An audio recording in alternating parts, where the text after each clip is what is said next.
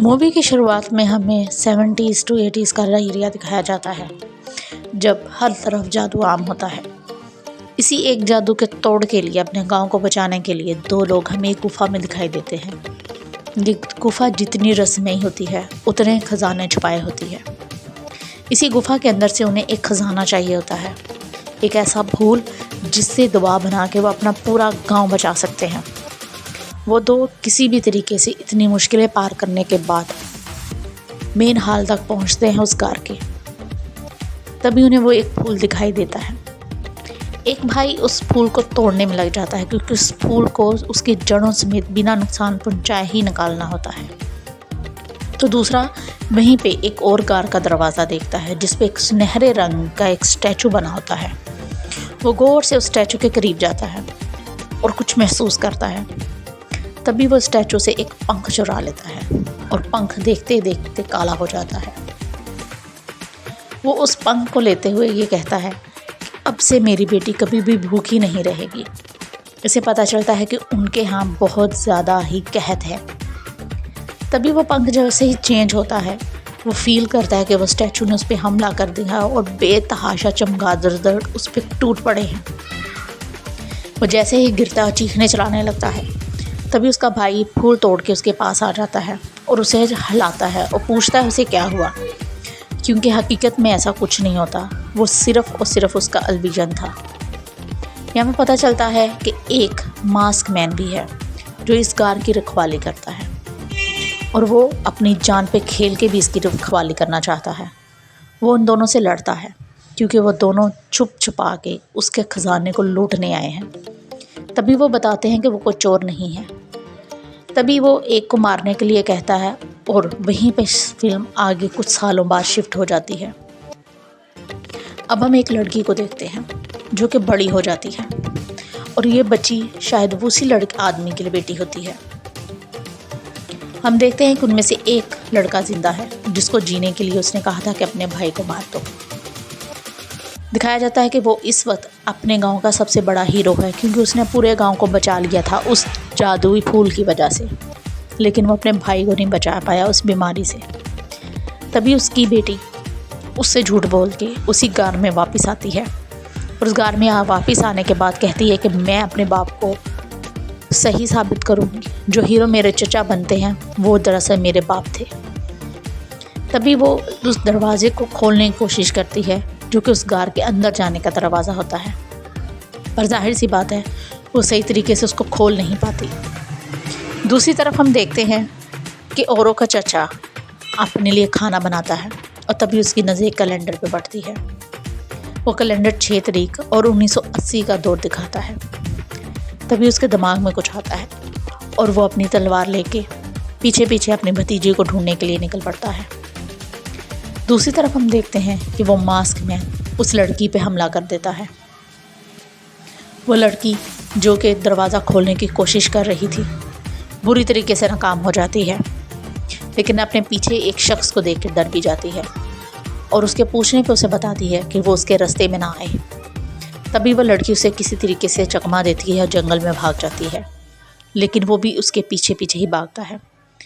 इससे पहले कि वो उस लड़की को जान से मार देता, औरों का चचा आता है और उसका हाथ ही काट के रख देता है, और किसी तरीके से अपनी बेटी औरों को बचा लेता है। लेकिन इसी दौरान उस मास्क मैन की तलवार से औरों के बाजू पे बहुत गहरा जख्म लग जाता है, जो आहिस्ता आहिस्ता जहन में बदल जा रहा है। वो अपनी बेटी औरों को बचाने के लिए एक शहर में जाता है, जहाँ पे उसे पता चलता है कि एक आदमी है जो कि छत्तों का काम करता है, मधुमक्खियों के। सिर्फ एक वो है जिसके पास ये जहर का इलाज मौजूद हो सकता है। तभी वो एक आदमी से उसका एड्रेस पूछता है और वहाँ तक पहुँच जाता है, लेकिन वहाँ पे हमें एक लड़का दिखाई देता है, लियो। वो लियो से कहता है कि वो उस आदमी से मिलना चाहता है।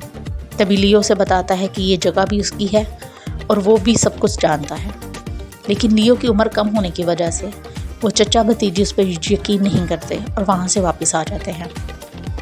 लेकिन उनके पास अब कोई और रास्ता भी नहीं होता, क्योंकि जहर बढ़ रहा था।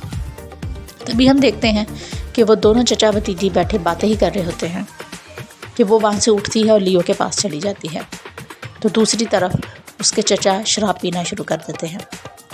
तभी वो लियो के पास आती है और लियो से अपने बताए हुए एडवेंचर्स के बारे में बताना शुरू कर देता है। तभी उसके चचा के पास एक आदमी आता है और आके यही कहता है कि मेरी ज़िंदगी काफ़ी अच्छी गुजर रही थी, इतनी अच्छी कि दो लोग आए और उन्होंने मेरा फूल चुरा लिया। और ओके चचा तभी वो सतर्क हो जाता है लियो को उसके, फिर वो कहता है कि मेरी ज़िंदगी में जैसे उन्हें दरवाजा तब लगा दरवाजा खुल जाता है, मेरा हाथ काट दिया। एक दोनों आराम से उसके अंदर चले जाते हैं।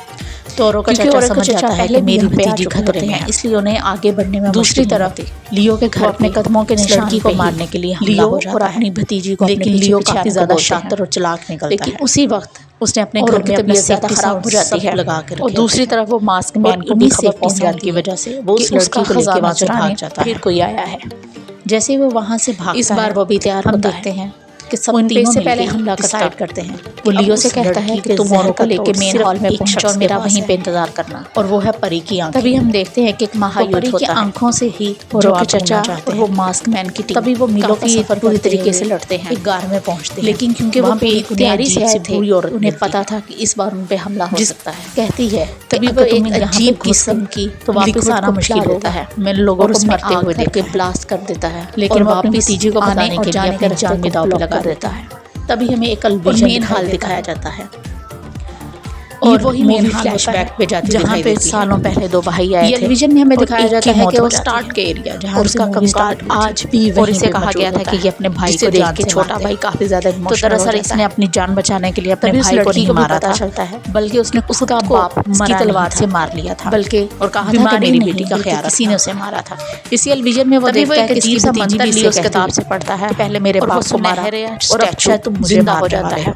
असल में वो एक औरत होती है, उसी पल ये रिकॉग्नाइज करता है कि ये सब हकीकत नहीं है, ये इसके अंदर का खौफ किसी भी तरीके से लियो उसको बता देता है। यही समझता है कि मैंने मेरे भाई को मारा है और मैं वो ही दरवाजा लेके आया, खुल जाता है। जैसे ये अपने आगे बढ़ने का सोच लेता है और काम हो जाता है, और पीछे एक लाश शिफ्ट होता है और इसी आवाज़ की तबीयत खराब हो जाती है जिसके पास ये गया था। और वो आदमी अपने भाई की जेब से इसकी भतीजी का टुकड़ा ढूंढ गार में है, उसी गुफा में है। टुकड़ा जो सदियों से एक बेटी ढूंढ रही थी, वो उसे उसके बाप के पास से मिलता है। वहाँ पे पहुँच जाते हैं दोनों टुकड़ों को जोड़ने के बाद। यहाँ पे एक पहेली है, जैसे वो औरों के बाजू पे लगाया जाता है तो उसका सात दरवाज़ों से ये खत्म हो जाता है। हम देखते हैं वो बिल्कुल ठीक हो जाती है, लेकिन वो अपने चचा को माफ़ नहीं कर पाती। तभी चचा उसे सारी हकीकत बताता है और वो किसी तरीके से उनके पास सिर्फ एक रास्ता बचता है निकलने का, वो होता है वो गुफा जो नहीं है। वो आहिस्ता आहिस्ता उस गुफा में पहुंचते हैं और देखते हैं कि वहाँ पे पहुंचने के लिए सिर्फ एक रास्ता है और एक अजीब सा स्टैचू इंफ्रास्ट्रक्चर बना हुआ है। एक गोल सी बॉल है जिसे चारों तरफ से बांधा गया है। किसी भी तरीके से लियो और औरों को उससे पार करवा देता है, लेकिन तभी मास्क मैन उस पर हमला